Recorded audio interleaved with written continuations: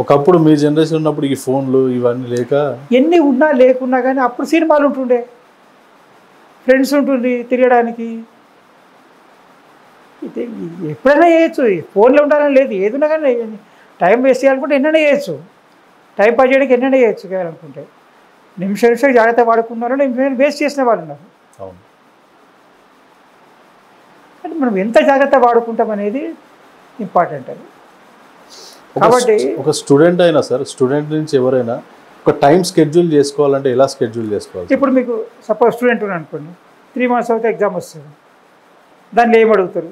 Syllabus ఏమున్నది, దాన్ని అర్థమైంది ఏమో, అర్థం కానిది ఏమున్నది, అర్థం కానిది ఎక్కడ తెలియాలి, ఎలా తెలుసుకోవాలి, ఏ సబ్జెక్ట్ ఏ క్లాస్ చెప్తారు మీకు తెలుస్తే, ఏ సబ్జెక్టు ఏ టాపిక్ ఏ రోజు చెప్తారు అనేది తెలిసినప్పుడు దానికి అటెండ్ అయ్యి దానికి తెలుసుకోవచ్చు కదా, డౌట్ తెలుసుకోవచ్చు కదా. ఒకటి. ఇంకోటి స్టూడెంట్ అయినప్పుడు క్లాస్కి వెళ్ళే ముందు క్లాస్లో ఏం చెప్తారో ముందే ప్రిపేర్ అయితే డౌట్ ఏం తెలిస్తే రేజ్ చేయొచ్చు అక్కడ. అయిపోయినా కాదు, ముందు చేయాలి. దానివల్ల ప్రయోజనం ఏంటంటే నీకు డౌట్స్ ఏమో తెలుస్తుంది, డౌట్స్ క్లారిఫై అవుతాయి. అది ఇంపార్టెంట్. అది ఇంతకుముందులాగా స్కూల్స్లో ఎప్పుడేమో చెప్తారని తెలియకుండా కాదు కదా. ఇప్పుడు అన్నీ అడ్వాన్స్డ్ సిలబస్ ఇస్తారు, మెటీరియల్ ఇస్తారు, ఏ రోజు ఏం చెప్తారు, ఏ రోజు ఎగ్జామ్ ఉంటుంది, ఏ రోజు మంత్లీ టెస్ట్ ఉంటుంది, స్లిప్ టెస్ట్ ఉంటుంది, ఇవన్నీ చెప్తారు. మనం ప్రిపేర్ అవుతే ఎవడేం చేస్తున్నాం? అప్పుడు ఉండేది కాదు, మాకు ఓన్లీ యాన్యువల్ ఎగ్జామ్ ఉంటుండే. 6 months కూడా పోతుండే అప్పుడు exam. Only annual exam. Pass అయితే పాస్, ఫెయిల్ అయితే ఫెయిల్. లేదు, ఒకేసారి పాస్ అయితే పాస్, ఫెయిల్ అయితే ఫెయిల్. ఇక్కడ టీచర్ని ఎవ్వరు కూడా ఏ తల్లిదండ్రులు కూడా నువ్వు ఎందుకు ఫెయిల్ చేసావు అడగకపోతుంది. అది ఇంపార్టెంట్ అక్కడ. ఫెయిల్ చేసిన టీచర్ అనకపోతుంది, మావాడు చదవలేవు ఫెయిల్ అయిన అంటుంది, కానీ టీచర్ మార్కులు ఏదైనా అనకపోతుంది. ఒకటి. ఇంకోటి ఏంటంటే టీచర్ కోప్పడ్డా కొట్టినా కానీ ఒకసారి రానికపోతుంది టీచర్ స్కూల్లోకి. నా క్లాస్లో వద్దు నువ్వు చదవకపోతూ నువ్వు నా చదువును అసలు చేసుకొని రావద్దంటే పేరెంట్స్ వచ్చి కానీ కొట్టు తిట్టు కానీ మాత్రం క్లాస్లో కూర్చోబెట్టు. ఈ విధంగా అంటుంది ఇప్పుడు అంతా రివర్స్ అయిపోయింది సార్. తప్పేవరిది? అది పేరెంట్స్ది. అతి గారాభము పేరెంట్స్. అది తినాలంటే ఫోన్ ఇవ్వాలి. అది ఎవరు చేస్తున్నారు? అది ఇప్పుడు మన దగ్గర ఫోన్ కూడా మనం చేస్తున్నాము. కొంత ఎంతమంది పూర్ పీపుల్ వాళ్ళ ఫోన్ లేదు, వాళ్ళు తింటలేరా? మానేస్తున్నారు, తిండి మానేస్తున్నారు పిల్లలు. అంతే. తప్పెక్కడది మనకు అసలు అర్థం కాదు, తప్పు మనది. కాబట్టి పేరెంట్స్ జాగ్రత్తగా ఉండాలి. కానీ వాళ్ళు ఏడుస్తున్నారు కదా అని ఇస్తే ఏడని ఎన్ని రోజులు ఏడుస్తాడు, 2 రోజులు 3 రోజులు ఏడుస్తాడు, ఆకలి ఆడే తింటాడు. రీసెంట్గా ఆర్టికల్ ఉంది సార్, ఆ బాబు అదేనంట నిద్రలో కూడా ఫోన్ ఫోన్ ఫోన్ అని చెప్పేసి హాస్పిటల్. ఎవరు ఇచ్చిండు? పేరెంట్స్ ఇచ్చిండు. నష్టం పేరెంట్స్కి అవుతుంది.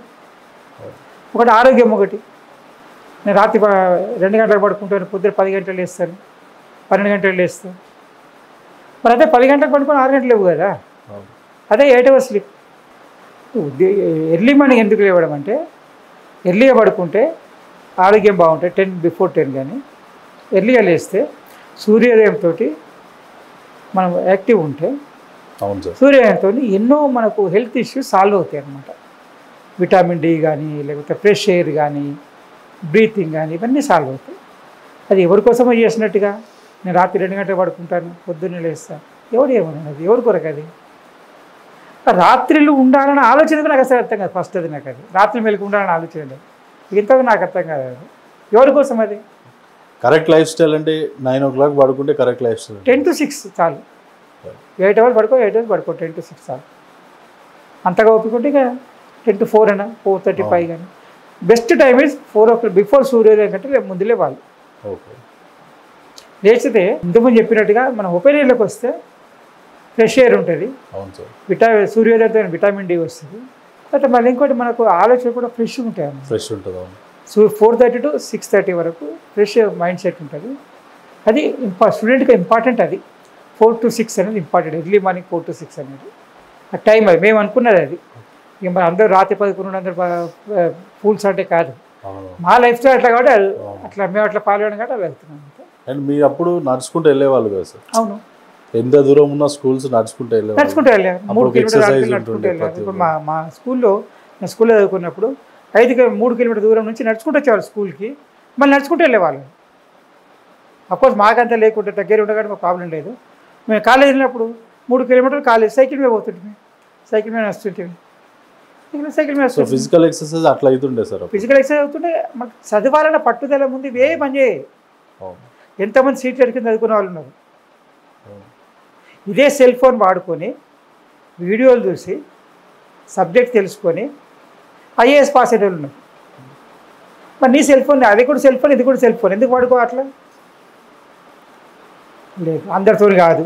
నువ్వు ప్రయత్నం చేస్తే కదా అవుతావుగా తెలియడానికి. మన చూసి ఐఏఎస్ ఆఫీసర్ అంటే కేరళలో ఆయన దగ్గర ఇంటర్నెట్ లేకపోతే రైల్వే స్టేషన్ ఇంటర్నెట్, రైల్వే స్టేషన్లో ఇంటర్నెట్ ఉండి రైల్వే స్టేషన్లో ఉన్నప్పుడు ఇంటర్నెట్ వాడి ఫోన్ చదువుకొని ఫోన్లో నాలెడ్జ్ చూసుకొని సబ్జెక్టు కన్ఫర్మేషన్ మెట్లు చూసుకొని ఐఏఎస్ సెలెక్ట్ అండి అతను. బయట అలాంటి రోల్ మోడల్ ఉండాలి. కానీ పొద్దున్న కనుక ఎంటర్టైన్మెంట్ చేసినా, ఎంజాయ్ చేసినా, ఫ్రెండ్స్తో వీడియోలు చూసినా ఎవరి కొరకు అది చేసేది? ఎవరి కోసం చెప్పండి? ఒక 5 సంవత్సరాలతో ఫ్రెండ్ వచ్చి తను మాట్లాడతాడని చెప్తున్నాను. ఏం లేకపోతే ఎవరు రారు సార్, ఏం లేకపోతే ఎవరు రాడు. మరి ఏం లేవు చెప్పి ఎవరి కోసం? అది నాకు అర్థం కాదు. తాత్కాలికమైన టెంపరీ ఎమోషన్స్ కొరకు ఆకర్షింపబడితే భవిష్యత్తు మొత్తం అంధకారం అయిపోతుంది. కానీ ఈ జనరేషన్ ఎవరిని మోసం చేయాలి? ఫస్ట్ ఏంటి, ఎవరిని మోసం చేయాలనుకుంటున్నాను? అది ఎవరిని మోసం చేయాలనుకుంటున్నాను? సొసైటీని మోసం చేయలేవు. ఒక్కోసారి 2 సార్లు అబద్ధం చెప్తావు, ఒక్కోసారి 2 సార్లు ఇంకోటి చేసింది నువ్వు చేసినా చెప్తావు, మూడోసారి పైన చూసేవాళ్ళు ఉంటాడు కదా, పైన మేనేజర్స్ కానీ వాళ్ళు చూసే వాళ్ళు ఉంటారు. వాళ్ళ పర్ఫార్మెన్స్ తెలుస్తాయి కదా. ఫైర్ అంటారు, హైర్ ఫైర్ 2 అయిపోతాయి.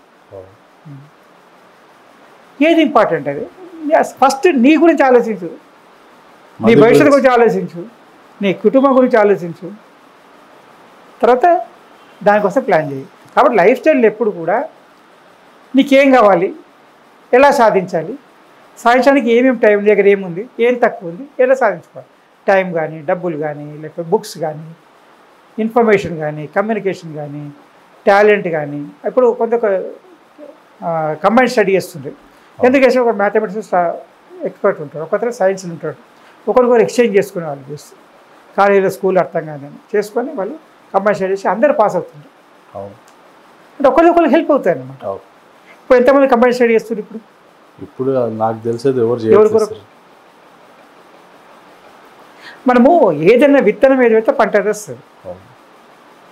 వేప చెట్టు విత్తనం పెట్టి హిందీలో ఉంటారట, నీమ్కి బీజ్ లాగాకి ఆమ్కి ఫలడం వల్ల టైం పెట్టాలి. మీరు విత్తనం ఏది పెడితే పంట వేస్తుంది. మామిడి పంట కావాలంటే మామిడి విత్తనం పెట్టాలి, మామిడి పెట్టాలి. వరి పంట కావాలంటే వరి పెట్టాలి.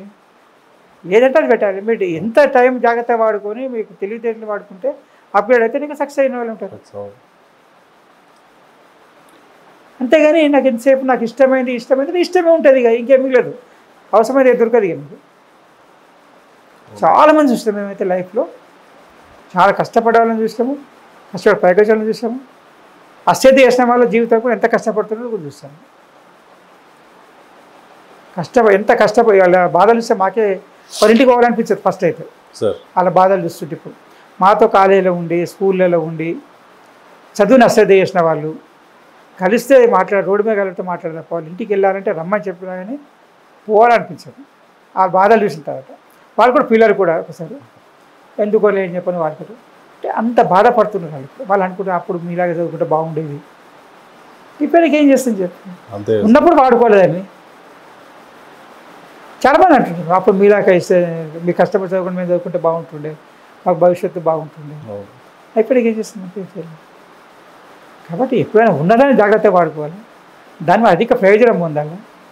చీటింగ్ చేయడం ఒకసారి 2 సార్లు చేస్తాం, 3 సార్లు మోసం లైఫ్ లాంగ్ చేస్తూ బతకలేము. అవును సార్, రివర్స్ అయితే మళ్ళీ మొదటికి వచ్చేస్తాం. ఇంకా ఇప్పుడు ఈజీగా డిపిఎం అవుతుంది. కాబట్టి ఇప్పటికి కూడా మన కెపాసిటీ, మన స్ట్రెంగ్త్, అంటే మన యొక్క దాన్ని ఏమంటారు క్యాపబిలిటీ అంటారు కదా, క్యాపబిలిటీని ఏమంటారు మన ఒక ఎఫిషియన్సీ మన స్ట్రెంగ్త్. ఆ ఎఫిషియన్సీని పెంచుకోవాలంటే నువ్వు ఏమన్నా టైలర్గా, కార్పెంటర్గా, ఇట్లా కెమెరామెన్గా ఏదైనా కానీ ఎఫిషియన్సీ ఉండాలి, పర్ఫెక్షన్ ఉండాలి, టైం ప్రకారం ఉండాలి, పర్ఫెక్షన్ చేయాలి, పర్ఫెక్ట్గా అమలు చేయాలి. దాన్ని ప్లాన్ చేయడం కాదు, అమలు కూడా చేయాలి. ఫలితం రాకపోయినా రాదు అనుకో మానేయడం కాదు, ఫలితం రాకుండా పని చేస్తుంటుంది. ఒకసారి ఒక ఇంటర్వ్యూ చూసాను, జపాన్ కంపెనీ 89లో అప్పుడు మారుతి కంపెనీ ఫస్ట్ టైం వచ్చింది ఇండియాకు. ఓకే. రిటైర్ అయిపోతుండే వర్కర్. అండ్ అప్పుడు దూరదర్శన్ ఛానల్ ఒకటే అప్పుడు. ఆ ఇంటర్వ్యూ తీసుకున్నాను అనమాట వర్కర్ని. ఓకే. ఎన్ని సంవత్సరాలు అయింది జాయిన్ అయ్యింటే 36 సంవత్సరాలు అయింది. ఇండియాకి వచ్చి ఎన్ని సంవత్సరాలు? 3 సంవత్సరాలు అయింది. అంతకుముందు ఎన్ని సంవత్సరాలు జపాన్ 33 సంవత్సరాలు ఇస్తాను. 36 3 ఇక్కడైతే ఎన్ని రోజులు లేట్కి వెళ్ళామని అడిగాను. ఆఫీస్కి ఫ్యాక్టరీకి ఎన్నిసార్లు లేట్కి వెళ్ళాను? ఒక్కసారి వెళ్ళినాను. ఎంత లేట్కి వెళ్ళినా అన్నాడు. 10 minutes అడిగేసరికి ఆ 10 minutes ఎట్లా కాంప్రమైజ్ అంటే ఇది చేసినామని. లంచ్కి వెళ్ళలేదు, 30 minutes లంచ్ చేయకుండా ఆ రోజు పని కంప్లీట్ చేసినాను. 36 సంవత్సరాలు ఒక్కరోజు లేట్కి వెళ్ళినాడు. వాడిని ఆదర్శంగా తీసుకుంటామా, లేకపోతే నెల 10 రోజులు నాకు పని ఉన్నది, అది ఉన్నది, ఇది ఉన్నది అనుకుంటా పని చెడగొట్టినోడు చేయని ఆదర్శంగా తీసుకుంటాము. మరి వాళ్ళు బాగుపడేది ఎట్లా? మారితే జపాన్ బాగుపడే కారణం ఏంటంటే వర్కర్స్ అక్కడ డిసిప్లిన్, డెడికేషన్. ఇప్పుడు ఏ దేశమైనా అభివృద్ధి చెందిందంటే దానికి కారణం డిసిప్లిన్, డెవలప్మెంట్. డెవలప్మెంట్ డిసిప్లిన్ అయితేనే డెవలప్మెంట్ వస్తుంది, లేకపోతే రాదు. అది వర్కర్ కావచ్చు, మేనేజర్ కావచ్చు, సప్లయర్స్ కావచ్చు, కస్టమర్స్ కావచ్చు, బ్యాంకింగ్ కావచ్చు, గవర్నమెంట్ కావచ్చు, బ్యూరోక్రసీ కావచ్చు, జ్యుడిషియరీ, ఎవరైనా కానీ బాధ్యతగా ఉంటేనే ఆ డెవలప్మెంట్ వస్తుంది. అందుకే జపాన్లో ఇప్పుడు మనం ఇక్కడ ఇది చేసినట్టుగా ఎడ్యుకేషన్ వస్తే చేస్తా, పని తక్కువ క్వాలిటీ చేస్తాం. జపాన్ ఉంచుతారా? ఉంచారు. సింగపూర్ ఉంచుతారా? ఉంచారు. అన్ని డెవలప్మెంట్ చేసిన 10-12 దేశాలలో పని చక్కగా చేయకపోతే ఉంచుతారా? మరి మనం ఎందుకు ఉండాలి? మనము ఆశ అక్కడ ఉంది, ఆచరణ ఇక్కడ ఉంది. ఎట్లా అవుతుంది? సాధ్యం కాదండి. ఆశ దగ్గర ఆచరణ ఉండాలి.